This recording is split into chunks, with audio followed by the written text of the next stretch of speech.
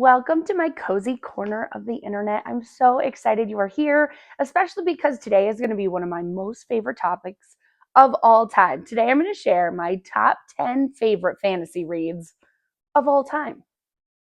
Now we have to add a little disclaimer at the beginning of this because fantasy is such a broad term, right? So some of these might be like romantasy, some of these might be more like sci-fi-ish, some of these might I don't know, could be other genres as well. Fantasy is so broad. I'm going to give you my top 10 favorites, and then I have a few honorable mentions at the end to share with you as well. I'm not going to give you a total synopsis of each story.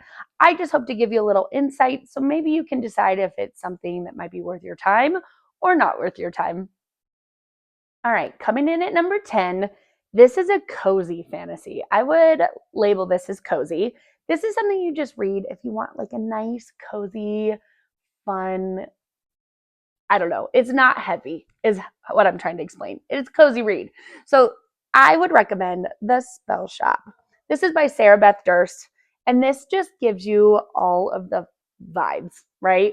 This is for enjoyment. There's a little bit of intense plot in there, but nothing that's going to be like heavy. It's just full of fun and lightheartedness, and the characters are awesome. One of the main characters is actually a talking plant. Okay, so this one was just like one of those ones I sat and I read in a day. It was just so cozy. This would be something I would read during the fall on a nice crisp day under a blanket. I physically read this book. I did not listen to the audio, so I cannot vouch for the audio, but this would be probably in me just guessing would be a great listen on a cozy cold day. So I know that there are other books in this series. They are not connected to the same characters. Her third book just came out this last week, and I haven't read it yet, but I am very eager to. She has a few others, but out of all of them so far, this has been my favorite. Another thing I should mention about this, there is a cute little love story in there, and she is just trying to find her way in a new home, in a new place. She has to fix up her new house that she has found, and she's kind of trying to hide. And so there is a little bit of romance, but it does not get spicy. So coming in at number 9, this series has been one of my favorites for many, many years. And I read the first one before all the others came out. So I was waiting impatiently for the next book in this series for a long time. So my next series is Red Queen by Victoria Aveyard. I'm not sure if that's how you say her last name. I have tried to figure that out for many years. She is one of my favorites, and Red Queen did not disappoint. This is the first book in a series, and it is about a girl who has red blood. But in this world, if you have silver blood, you have magic powers. And so they are the elite, they are the top dogs of the society, and she has red blood. Well, she comes to find out that she has powers. And so even though she has red blood, she's trying to hide within the silvers, and she has trials. You are going to find very quickly if a fantasy book has trials and tribulations for a character, I'm in. I'm all for that. So this one was great, full of action. The twist at the end was probably one of the first books with the twist at the end that I read that like rocked my world. Then I had to wait for the next one, and I was so impatient. The twist at the end is pure gold. So I highly recommend this one. This would be something I would classify as a young adult. I would recommend this to like a middle school reader, high school reader. I loved it, but I read a lot of YA and stuff like that. So this is good. No spice, none of that stuff. So if you're looking for a good fantasy clean read, this is this one. All right, number 8 pick, I am super excited about because the last book in the series comes out this next week, and I've been waiting so impatiently for it. So, coming in at number 8 is Assistant to the Villain. If you have not read this, this is so fun. This is so fun. The main character finds herself in a predicament. She doesn't have a job. She is desperate. She's looking for a job and she runs into the villain. She gets hired by the villain, so she has to work for the villain. And he is known as the most notorious villain in all of the land. One of my favorite things about this book is just the fun map at the beginning hooked me. Also, I'm pausing because behind me is Dobby. This is Dobby. I told you I would be introducing them along the way. This is my boy Dobby. So there you go. The map at the beginning of this book had me hooked. I hadn't read a word yet, and I saw this map, and I was like, I'm here for this. The banter, the adventure, this is just every book has gotten better and better and better. The fourth book comes out this week, and it is the end to this amazing series. So if you just want a fun, I would say this is high intensity action at some points, but it is kind of a cozy read at the same time. The banter between the characters is top tier. It is fun. I cannot wait to see how this series ends. There's dragons, there's frog princes, there's all sorts of things. So if you've not read this, I would also recommend this to a young adult reader. I can't vouch for the end of the book, the end of the series. It's kind of been a slow burn all along. So if you like a good slow burn, this might be the series for you. I cannot vouch for the last book in the series. I do not know how that's going to end. I could see it going either way. I have no idea. But the beginning of this series, I would classify as appropriate for young adult readers. I should also mention that the author is Hannah Nicole Marer. I have never known how to say her last name either, but she is one of my favorites. So keep a lookout for this series. It is super fun. Okay, I should have warned you at the beginning of all of this. My range of taste for fantasy is so broad. So you're going to see some young adult stuff, you're going to see some high fantasy stuff, and everything in between. A lot of these books on this list are what I would say are quote unquote the popular books, but I also have some obscure things on there. Hopefully, I've given you some new ideas already. But coming in at number 7 was something that was so unique that I couldn't not add it to this list. So I don't typically go for Stephen King novels. I'm a major chicken. I cannot handle scary things. But his fairy tale was amazing. I have heard so many mixed reviews about this book. It is long. It is a big, chunky, and it is long, but it is so good. So from the beginning of the book to the end of the book, it feels like two totally different books. It's about this boy who lives in this neighborhood, and he meets this old man who has this dog. And the whole first arc of this story is this boy getting close to this man and his dog. His dog is old, the man is old. And long story short, he ends up in a fantasy world with the dog. And just the story, like, this was so unique, but it is, like I said, it's big. So if you're committing to something like this, you need to realize the beginning arc is really long before it gets into it. I've heard that people can't make it through the first arc. I loved it. I absolutely loved it all the way up until he went into this fantasy world and he was in there. I loved every minute of this book. I've reread this book several times. But like I said, if you're not into the high fantasy, the long reads, the digging into all the details before the story begins, this might not be for you. But I say kudos to Stephen King. I would love to see him write more fantasy. This was so good for me. All right, coming in at number 6, this one I put off for a long time. I was so sad after I read it, and I was like, why did I wait so long?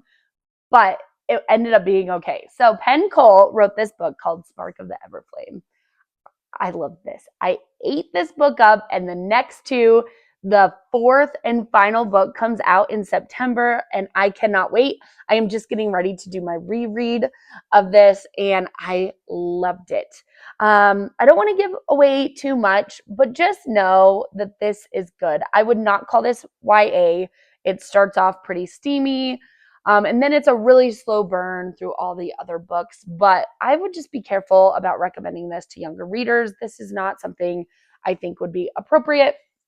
Um, but this is good. This is big. This is huge. This is not just, this book is misleading. The first book is like this, and then the rest of them are like thick.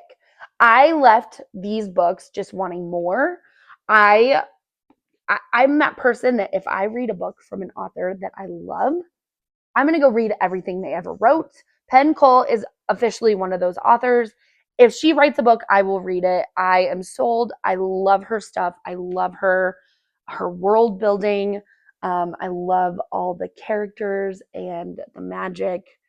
And I just can't wait to see how this ends. I hope I still love this as much as I do now after I read the last and final book in this series. But Spark of the Everflame, super good. I listened to these books mainly because the next two are so big. It helped me get through it much quicker, but the audiobook is a great option. If you like audio, I really did enjoy it. So check out Spark of the Everflame if you haven't yet. I'm very eager for the end of this one. All right, book number 5. This one has some very mixed reviews on the internet, but I absolutely loved it. This was my favorite read of 2025, and this book is called Silver Elite. Now, this one is just so intriguing to me because the author is supposed to be an author that is pretty well known, writing under a pseudonym, and we have no idea who this author is, and I don't know if that's what just adds to the intrigue for me, but I loved this. This is another book kind of with the same vibes as some of these others I've already shared. She has I don't want to spoil too much, but she ends up trying to hide within the elite society. She's doing all these trials and trying to get into this elite class of I guess I would call them soldiers. And she has powers she's not supposed to have. And so she's hiding among them. She's trying to be one of them. And I don't know. This is just so good. It's so unique. It's so different than anything I had read before. The second book came out this year. I did love it. I did love it. I'm still here for this series, but it left on such a cliffhanger that I am just a little salty about it, I guess would be a good word for me to say. But I am here for Silver Elite. I did a reread of this book this year, and I loved it just as much then as I did the first time I read it. So check this one out. Not YA. This is a spicy romantasy. I would not recommend this to younger readers at all. I'm pretty particular about the books that I would recommend to YA, and this 100% is not one of them. So this would be for a great adult fantasy romantasy lover. But this one was so good. The slow burn, but also how this morphs into the second book is just super unique, super good. I wish so badly I knew who Danny Francis was, because another author I would read everything they wrote. I have some guesses, I have some ideas, but I have no idea. If you think you know who wrote this book, I would love to hear from you. So there you go. It was so hard for me to decide which order to put my top 4 favorite fantasy reads because I love them all so much, but they are all so different. So here is what I determined would be my top 4 favorites. So coming in at number 4 was The Will of the Many.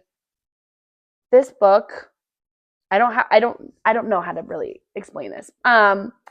I love high fantasy, big world building books. If you do not like that, this is not the book for you. But this book is a pure masterpiece. The second one was just as good. I have seen on the internet that this should be a 4-book series. And if they continue on this path, this might be one of my top favorite series of all times. But this book was so good. This is about an orphan boy who gets recruited to go to this school, and he has to work his way through this school. He's very smart, and you start at the lowest tier in the school, and as you get better, you go up and up and up until you're technically a lower number is better. And he's making his way through this school, and it is so epic. But this has so much detail, so much depth to it that if you don't like that kind of high fantasy read, this is not the one for you. I have never read any more of James Islington's other books, but I cannot wait to read more from him. I know he's got another series that seems relatively popular. I need to read it because if it's anything like this or as well written as this, I'm going to be a fan of James Islington. I think that's how you say his last name. Will of the Many is hefty. The second one is just as big. This was a great audio listen. I will say I don't recommend the second book for audio, just purely because it's from many different perspectives.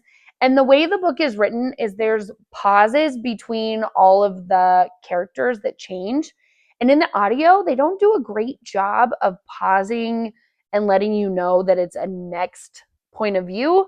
So it kind of ran together. Once I kind of figured out the different storylines going, it was better. But I would recommend reading the second one. I liked the listen, but like I said, it was just very complex and hard to follow as I was trying to follow the different storylines. Hope that makes sense. The first book was not like that. It was from one character's point of view, and it was so much easier to read and listen to. But I do like a good audiobook. This is not a full series that I would recommend in audio. If you're an audiobook reader, do it. Like if that's what you do, it's still worth the listen, but it was difficult. And I just thought I would throw that out there. This series has me on this seat, on the edge of my seat. On my seat. I am on my seat, but I'm on the edge of my seat. I cannot wait for the third one to come out. I really need him to write faster because I am consumed by this story. Coming in at number 3, it's going to be like so many of you people are going to roll your eyes and be like, oh, she's one of those. I can't help it. This is one of my favorite books. It is a romantasy, but it is also super popular. But I think it's super popular because I loved it and I think it's super good. So coming in at number 3 has to be Fourth Wing for me. Fourth Wing has everything I love in a book, not YA. I would not recommend this. This is a romantasy. This is an adult read. In my opinion, I'm very conservative when it comes to recommending books to younger readers, and this is just not one. The story is awesome, but about 3/4 of the way in, it gets to the point that I cannot recommend it to a YA reader. But this is so good. This is probably my favorite romantasy series of all time. I really need Rebecca Yarros to hurry up and keep writing. I loved this one. I loved Iron Flame. I loved Onyx Storm. I know people on the internet either love or hate this. They probably think this is overhyped. I cannot overhype this enough. This book changed everything. So, main character is going to a school. She has to go. She wants to become a dragon rider. She goes through lots of trials.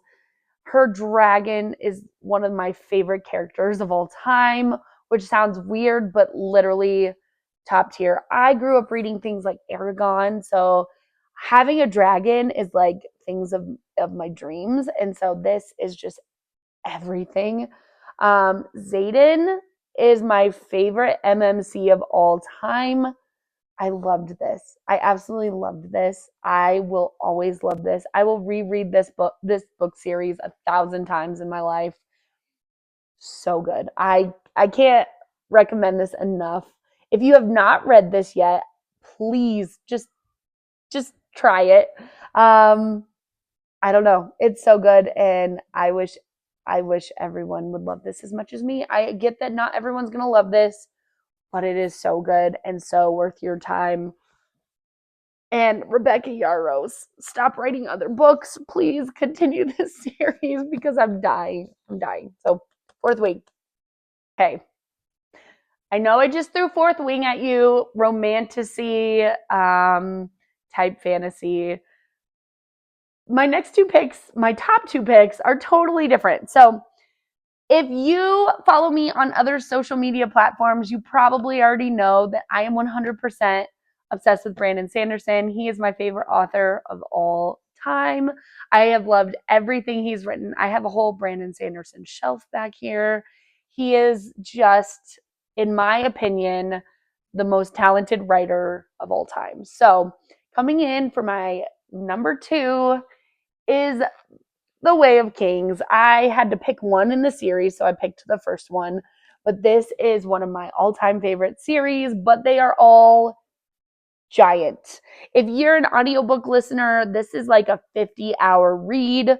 I think some of them are even longer than that. I did do audio and I have read them physically. I've done both. This is amazing. This is just such a high fantasy, such a deep level of description. This is not for everyone, but man, if you liked The Will of the Many, if you like books like that, this is a go-to. This is a must-read. Brandon Sanderson is just, there's no words to describe how much I love this series. Kaladin is one of the coolest characters ever written. It's not just from his perspective. There are some other characters. There's many perspectives in these books. But Kaladin, he finds himself a prisoner.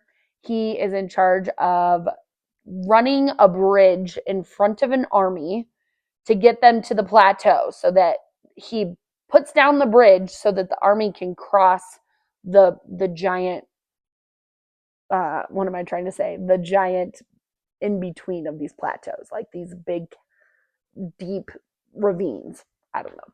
So he has to run this bridge. This is literally a suicide mission.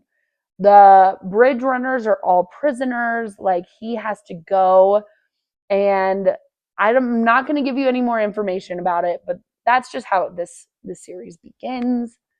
Um, just oh my gosh, it is so well written. I have friends that will either love or hate this. That high fantasy writing style is not for everyone. This one will describe the color of the grass on the hill at the battle that happened. I don't know. I'm here for that kind of writing. And so Brandon Sanderson, well done. He also has some other honorable mentions on my honorable mention coming up in just a little bit. So there you go. Brandon Sanderson, give him a try if you haven't tried him yet. Definitely recommend him. All right, here we are to number 1. You finally made it all the way through my list of my top 10 most favorite fantasy reads of all time.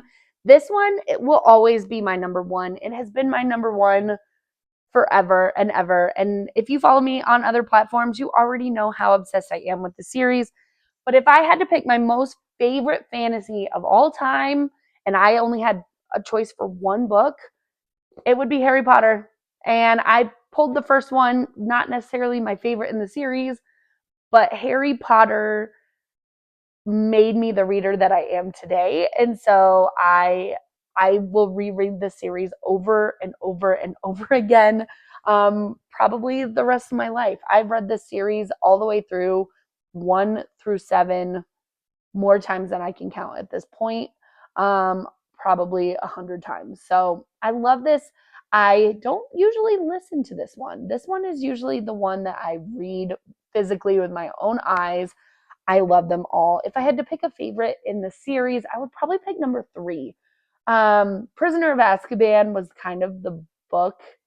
I mean, I loved 1 and 2. They were so good, and I was so excited for the third one. But number 3 is really just what got me hooked for the rest of my life. Like number 3 sold me. I don't know really if you have never read Harry Potter and you're older, please stop and just try it. This book literally consumes me. I love everything there is to love about Harry Potter. I was 11 when Harry Potter was 11, and I started reading these books as they came out. And we would go to like the release parties and all of the things at the bookstores, and I waited desperately for the next book in the series to come out. I remember staying up all night reading the book, pretty much being a recluse until I finished it. I didn't want people spoiling it. I didn't want to hear anything from anyone else about it. My sister was really into Harry Potter too, so we would just like go home and read them until they were done. But then we'd have to wait for the next one forever. And it was so many good memories. We, we would go have butter beer, we would do all of the things. One of my favorite things that I've done in my adult life is I took myself to Harry Potter World and I went and I did the wand and everything. And it was just so much nostalgia and so much love for a world that one person created. And Harry Potter will live in my heart forever. And one of my top favorites, one of my most favorites. I love that kids nowadays have not read this as much. So I always am recommending this to my students. I'm always like, have you read Harry Potter yet? Like, read Harry Potter. Side note, I know HBO is doing a series, and at this point in time, and maybe not forever, but right now, I am not planning on watching the HBO series. They've just changed so many of my favorite things. Like, for example, Professor Snape. Like, I don't know. I want you to stay to the book. I've always been that way. I don't usually love movies of books I like. I do not like the Harry Potter movies. Um, I know some people like breathe and live Harry Potter movies. I am not that person. I am a true to the book kind of person. And so I will always love the book series. I'm still up in the air about the TV series. I just don't think I'm going to watch it. The movies made me mad. And then I think the television show, just from what I know so far, I don't think I can do it. But Harry Potter will always be my most favorite top tier read. All right, if you've stuck with me this long, I'm super thankful. Thank you so much for sticking with me. If those are some books that you've read, tell me what you think about them in the comments. Do you agree with me? Do you disagree with me? Do you have some new recommendations for me? I would love to hear from you. I'm going to do just a couple honorable mentions that didn't quite make my list, but I will definitely do some more videos about them in the future. But I wanted to throw out some other honorable mentions in case you are looking for some others. Some of the top 10 that I shared with you today are pretty popular, so you might have read them. So here's just a quick teaser about a few other fantasy novels that I think you might like. So starting with this one, The House on the Cerulean Sea by TJ Klune. Cozy fantasy, really sweet, quick read. This one, We Who Will Die by Stacia Stark. I could not put this down. I read it in one sitting. Trials, tribulations, fighting, all the things. Belladonna, a good young adult novel. I'm not even going to go there. This is great. This is great. Six of Crows, one of my top favorite series, definitely YA. I loved this. I loved this so much. The first and second, it's just a duology. Super good. This one, not YA. Not YA. The Serpent and the Wings of Night. I need to do a reread of this. This is like Hunger Games meets vampires. Awesome. Another cozy read, Legends and Lattes. If you are like me and into D&D, this kind of read, top tier. Well, there's my top 10 list and a few honorable mentions for you. I am so eager to hear what your favorite fantasy read is. There are so many fantasy books out there. And I think that there are probably more that I could have added to this list, but being a mood reader, picking my top 10, it might change tomorrow. I'd be curious to see what are on your top 10 fantasy reads. Like, there's just so many good ones out there. Let me know in the comments what your favorite is. And if you are sitting here thinking, who is this person? Why do I need to listen to her? Why do I care what she has to say? I did make a really quick introduction video about myself just so you could learn a little bit about me. I'm Shay. I can't wait to get to know more of you here on YouTube and talk more about books with you. So let me know what you think about my top 10. Tell me what your favorites are, and I cannot wait to see you in the next chapter.